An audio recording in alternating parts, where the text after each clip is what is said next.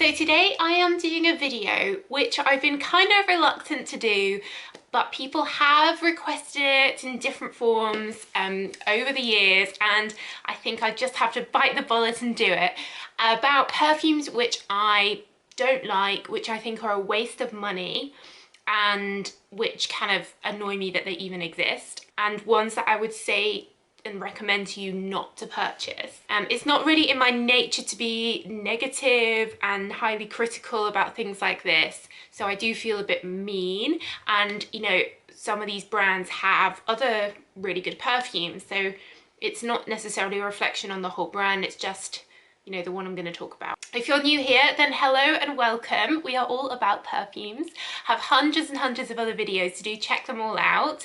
And if you're a regular but you haven't subscribed yet, then do hit that subscribe button and show your support. I really appreciate it. I normally leave links to these perfumes down below, but as soon as I'm saying like I don't think you should get them, it feels a bit weird, but I guess I'll do it anyway.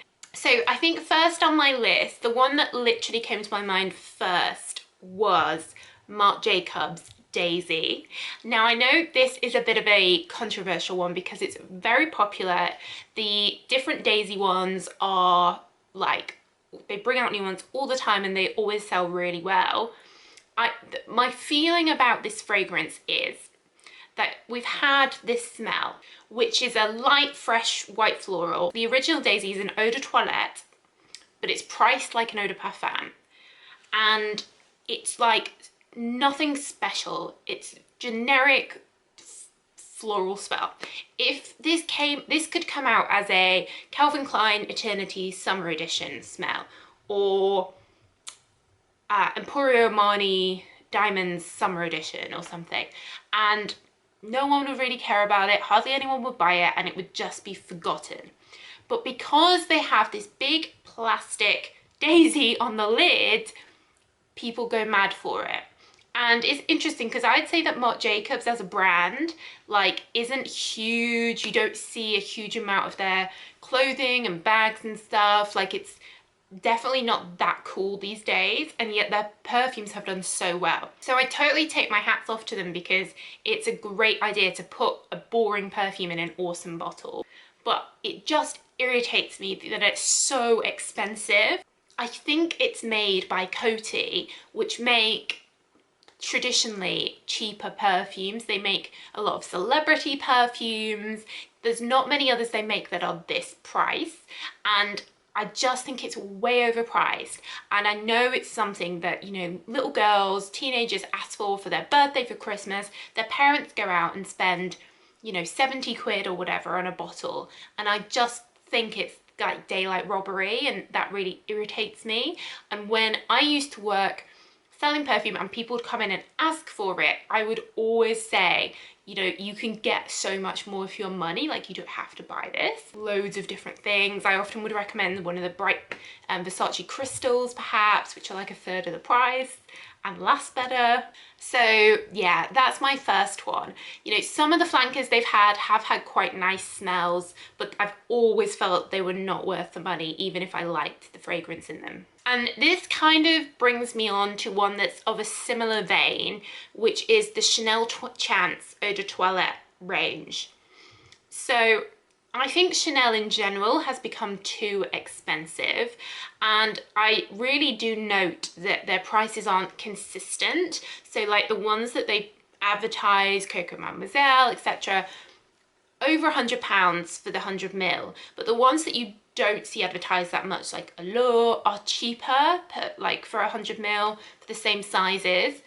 So that annoys me because that's inconsistent. Like, are you saying one's better than the other because you've priced it higher? No, they just know that they can get that money out of people. Now, Coco Mademoiselle is a nice smell.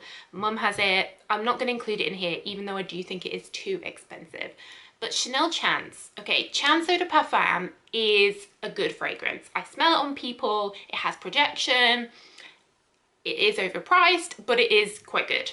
But the Eau de Toilette version and these other ones they've brought out, like Eau Vie, Eau Fraiche, Eau Tendre, which are definitely marketed at a younger audience, there's bright colours and stuff, I just think they're so expensive. I think it's £97 for the 100ml.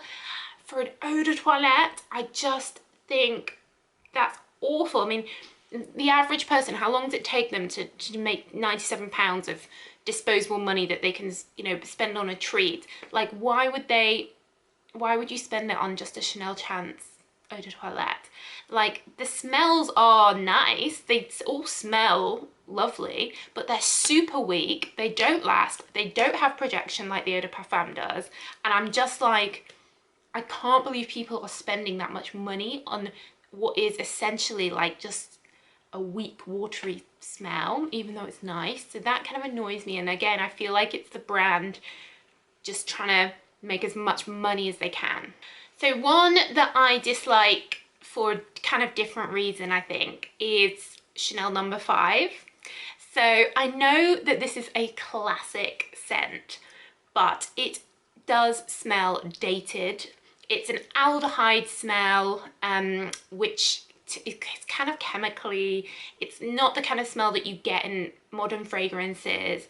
And I was a bit surprised this year when I noticed that they did a big campaign at Christmas on Chanel No. 5. That was the one they were advertising more than Coco Mademoiselle. But I feel like if I saw the advert, which was a beautiful advert, I loved it, if I then went in and smelled No. 5, I'd be like, oh, I don't like it.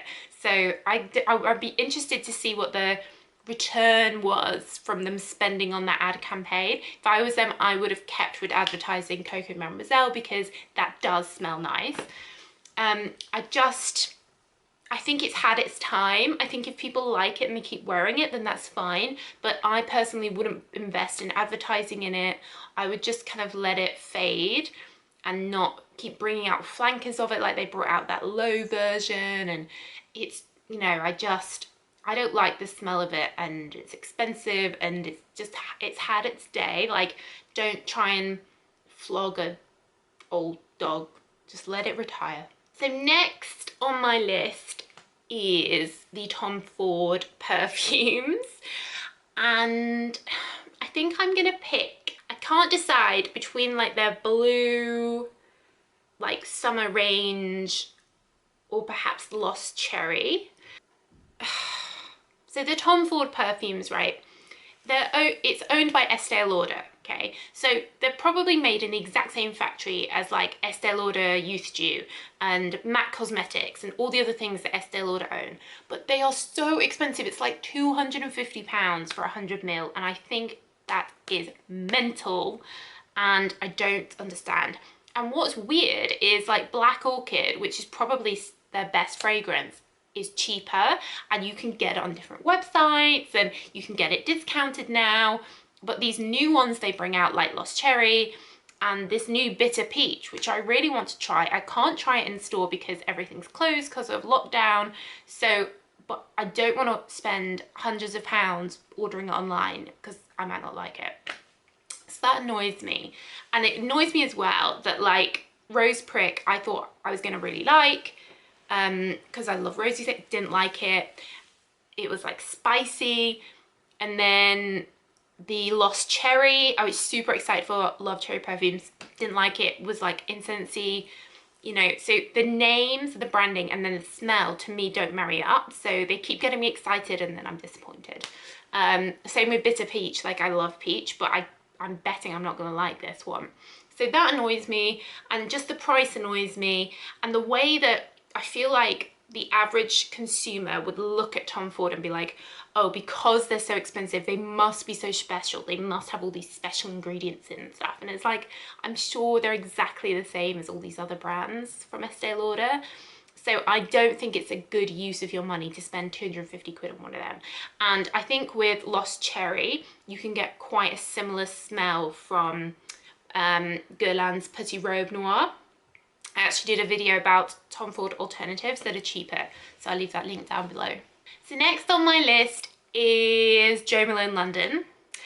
So a lot of people don't realise that Jo Malone is the person is no longer involved in Jo Malone. She had, I think it was breast cancer quite a while ago now, and she sold the brand to Unilever, I think. Is it Unilever? I think maybe. Or Estee Lauder actually. And she's zero involved now. She has her new brand, Jo Loves, which she is involved in, but they bought the right to use the name Jo Malone London. So that's in itself is slightly misleading because I feel like people assume that she's involved. She has a really cool book, actually. I'll leave the link on Amazon down below, like her autobiography. It's quite good and interesting. So that annoys me. Again, they're too expensive. A lot of them are very light, and you know, you're paying so much money. How much is it? Some of them are like 120 quid and something for like an eau de toilette. And I feel like, again, it's one of these things where they are sort of taking advantage of men buying presents for women or whatever. You know, oh, buy this £60 candle, buy this £50 body lotion. It's like you can just get something very similar from loads of other brands way cheaper. Like, I did a video on this brand Eden Perfumes. I have a candle here called Portobello Road, and I think this was meant to be like the Jo Malone Pomegranate Noir. They definitely do a perfume like that, and they're so, I think the perfumes are like £15 or something. The candles were really affordable, but it smells the same. It's filling my whole flat with the smell. It's great, but I'm not, you know, I'm not spending 70 quid or whatever the Jo Malone ones are. So I don't mind spending money on good things, but when you can get the same thing for less, that irritates me. I do wonder how well Jo Malone London is doing, because I see their shops, you know, and I see their concessions and Harrods and stuff, and I feel like there's never anyone buying anything. I don't really know anyone anymore that buys it. Like, there was this big craze where lots of people were buying it, right? Like, maybe 10 years ago. I don't really hear about it that much, and they haven't really brought out a new fragrance, which has been a huge success, I don't think. Like, it's still the lime basil and mandarin pomegranate noir, the ones that from back in the day. So I would be interested to find out if they're doing, how well they're doing. So next on my list, I think I'm gonna put the Molecule fragrance. And to an extent, Juliet Has a Gun, not a perfume. And basically what I mean is, these perfumes that say that they are different on everyone and they mix with your skin and they make your signature scent. I don't understand this. I think it's marketing. Like, I think to an extent a perfume will smell different on everyone, primarily because it's mixing with things that are already on your skin, like body cream, shower gel, whatever. But you know, a fragrance is a fragrance. A smell is a smell. It's a specific, you know, molecule, whatever.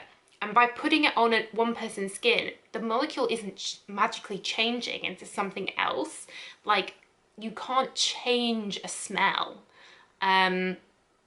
If perhaps you're mixing it with your moisturizer and that's reacting and causing a different smell, then fine. But this concept that we all have this signature smell that can come out by getting these perfumes, and that also people think that those perfumes have no smell and it's coming from you. No, they do. They have fragrance notes in them. So I find that all like a bit like made up and not true and kind of annoying. I think one which is quite a straightforward, I don't recommend it, is Dolce & Gabbana's Light Blue.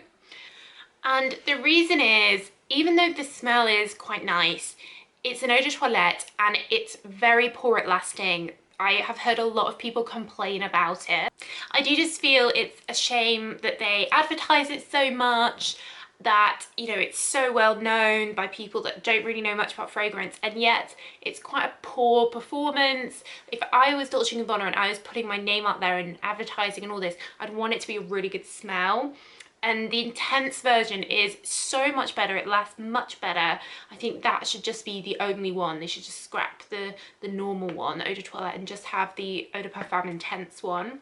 The men's is okay, but that's a different smell, it's masculine, so it's not really a substitute. So that kind of irritates me as well. And I don't think it's worth, you should buy the eau de toilette version unless you want a really light perfume. So that's it, guys. So those are my like ones I don't think you should waste your money on. Let me know, what are your ones? Let me know in the comments what would be your sort of 10 that you don't think are worth anyone spending money on. Let me know down below. But that's it, guys. So thanks so much for watching as always, and I will see you in the next video. Bye.